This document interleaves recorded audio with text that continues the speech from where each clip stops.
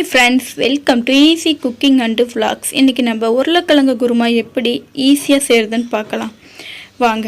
நான் உருளைக்கிழங்கு 4 உருளைக்கிழங்கு இந்த மாதிரி நல்லா வேகிச்சு தோல் உளிச்சு வச்சுருக்கிறேன். அதுக்கப்புறமா பெரிய வெங்காயத்தை நல்லா நீல வாக்கில் அரிஞ்சு வச்சுருக்கேன். அது கூடயே கொஞ்சம் கருவேப்பிலையும் போட்டு வச்சுருக்கேன். தேங்காய் நான் அரை மூடி எடுத்துக்கிட்டேன். அப்புறம் கடலை கொஞ்சோண்டு, கொத்தமல்லி, பட்டை, லவங்கம், பூண்டு, ஜீரணத்துக்காக பூண்டு, இது எல்லாம் மிக்சியில் போட்டு நல்லா பிளெண்ட் பண்ணிக்கோங்க ஃப்ரெண்ட்ஸ். அதுக்கப்புறமா ஒரு கடாய் எடுத்து வச்சுக்கிட்டு அந்த கடாயில் கடுகு உளுத்தம் பருப்பு போட்டுக்கோங்க. கடுகு உளுத்தம் பருப்பு நல்லா பொரிஞ்ச வேட்டி நம்மளுடைய வெங்காயத்தை ஆட் பண்ணிக்கலாம். நீங்கள் எப்பயுமே ஒரே மாதிரி சாம்பார் வைக்கிறதுக்கு இந்த மாதிரி டிஃப்ரெண்ட்டாக செஞ்சு கொடுத்தீங்கன்னா சீக்கிரமாக வீட்டில் குழந்தைங்க எல்லாருமே சாப்பிட்ருவாங்க. இது இட்லி தோசை எல்லாத்துக்குமே ரொம்ப நல்லா இருக்கும். இப்போ நம்ம வெங்காயத்தை நல்லா பொரிச்சிக்கலாம். நல்லா தாளித்து எடுத்துக்கோங்க. ஒரு மாதிரி பொன்னிறமாக வர வரைக்கும் தாளிச்சுக்கோங்க.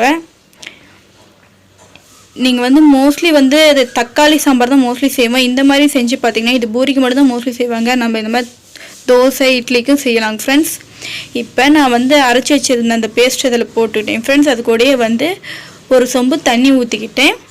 இப்போ அதுக்கு தேவையான அளவு காரம் போட்டுக்கலாம். நான் 2 டீஸ்பூன் மிளகாத்தூள் போட்டுக்கிறேன். உங்களுக்கு எவ்வளோ வேணுமோ அவ்வளோ போட்டுக்கோங்க. மஞ்சத்தூள் 1/4 டீஸ்பூன் போட்டுக்கிட்டேன். உப்பு தேவையான அளவு. ஒரு டைம் எல்லாம் கிளறி விட்டுட்டு எந்த அளவுக்கு உங்களுக்கு காரம் உப்பெல்லாம் இருக்கான்ட்டு செக் பண்ணி பார்த்துக்கோங்க. தேவைப்பட்டால் அப்பயே போட்டுக்கோங்க அதையும். அதுக்கப்புறமா கொஞ்சம் நேரம் கொதி வந்ததுமே நம்மளுடைய உருளைக்கிழங்கை அதில் ஆட் பண்ணிக்கலாம். நல்லா உடச்சி விட்டுக்கோங்க. உருளைக்கிழங்கு அப்படியே போடக்கூடாது.